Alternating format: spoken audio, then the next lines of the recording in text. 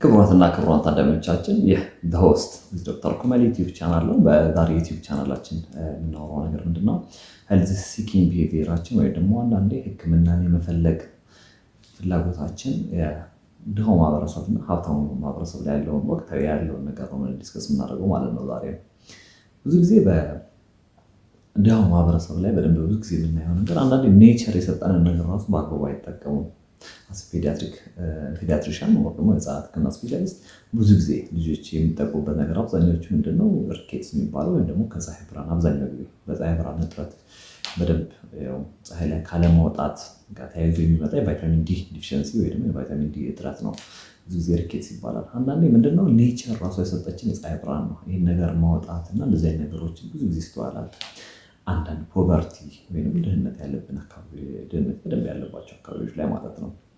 እንዲሁም ደግሞ አንዳንድ ተፈጥሮ የሰጠችን እናት ለእናቶች የእናት ጡት ወተት አለ። ብዙ ጊዜ የእናት ጡት ወተት ለህፃናት እስከ 6 ወር ያለምንም ጭማሪ ወተት ለብዙዎች እናቶች ኦልሞስት ለአብዛኞቻችን እናቶቻችን በጣም በቂና ከበቂ በላይ ነው። ስለዚህ የመጀመሪያ 6 ወር ያለ ተጨማሪ ምግብ የመጀመሪያ 6 ወር በሙሉ በእናት ጡት ወተት ወይ ደግሞ ኔቸር ወይ ደግሞ በተፈጥሮ በተሰጠን በረከት ላይ ብቻ በመዋል የልጆቻችን ጤና መጠበቅ እንችላለን።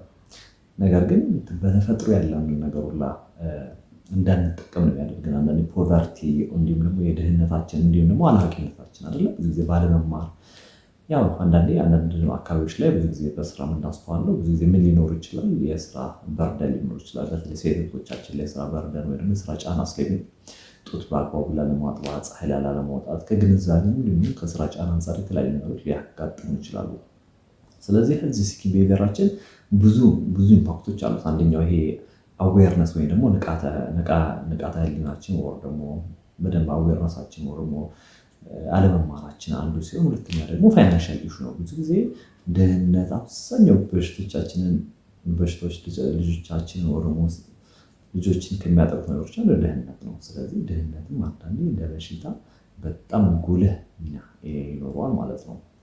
ለምሳሌ አንዳንድ ጊዜ ኒሞኒያ፣ የሳንባ ምች አንደኛው ሪስክ ፋክተር ምንድነው? ፖቨርቲ ራሱ ነው። በሌላ ጎን ደግሞ አንዳንዴ ኦቨር ክራውዲንግ አንዳንዴ በአንድ ቤት ውስጥ በጣም ብዙ ሰው በመኖር ወይ ደግሞ ቤት ውስጥ ጭሳጭስ በማጫጫት ብቻ ሁሉ የሚመጣ ነገር አለ ማለት ነው። ስለዚህ ድህነት ከጤናችን ጋር በጣም የተሳሰረ ነው ማለት ነው። በሌላ በኩል ደግሞ ዌልዚ ወይ ደግሞ ሀብት ያላቸው ቤተሰቦቻችን ደግሞ በጣም ሀብታም የምንላቸው ሰዎች ላይ ደግሞ ምን አይነት ችግር አለ? አንዳንዴ እነሱም ላይ አንዳንድ የአዌርነስ ችግር አለ። አዌርነሱ ምንድነው ግን አንዳንድ ሰው ሲታመም ዌስተርኖች ላይ ውጪዎች ላይ የተለመደ ነው። ምን ይደረጋል? አንድ ሰው ሲታመም የታመመውን አካል የሚመለከተው ሐኪም ጋር ነው የሚሄዱት። ለምሳሌ አንድ ሰው ሳምባውን በጣም እየታመመ በተደጋጋሚ ሆስፒታል እየሄደ አልሻል ካለ ደጋግሞ እዛ የሚሄዱ መፍትሄ ሊያገኝ ይችላል ማለት ነው። ስለዚህ ምንድነው ማድረግ ያለበት? ህፃን ከሆነ ፔዲያትሪክ ፐልሞኖሎጂስት ወይ ደግሞ አዋቂም ከሆነ ደግሞ የሳምባና ተያይዞ የሚሰሩ ሐኪሞች ጋር ማነጋገር ያለበት። ስለዚህ ሰው ፋይናንሻሊ ፊት ከሆነ ብር ያን ያህል የማይቸግረው ከሆነ መታከም ያለበት የታመመውን አካል ላይ ስፔሻላይዝ ያደረገ ሰው ጋር ግድ ነው። አሁን ጊዜው ይህን ነው የሚነግረን አይደለ?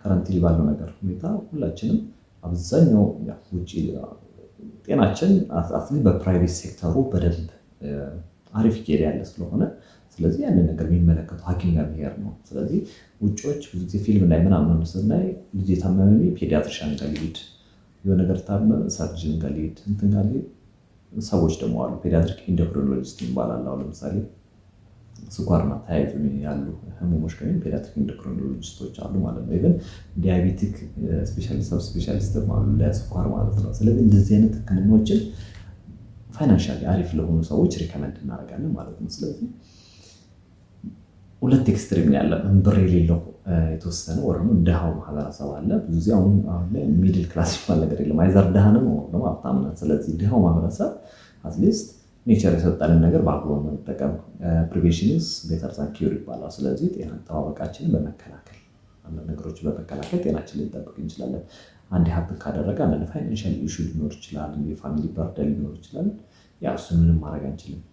አንዳንዴ ግን ባለሀብቶች ደግሞ ሲባል ደግሞ እነሱ ደግሞ የሚገባው ሐኪም ጋር በደንብ ኤክሰርሳይዝ ነው ከረንትሊ ኤክሰርሳይዝ በደንብ እሱ ላይ ፎከስ አድርገን መስራት አለብን እላለሁ። ሰብስክራይብ ማድረግ እንዳትረሱ። ይመቻችሁ።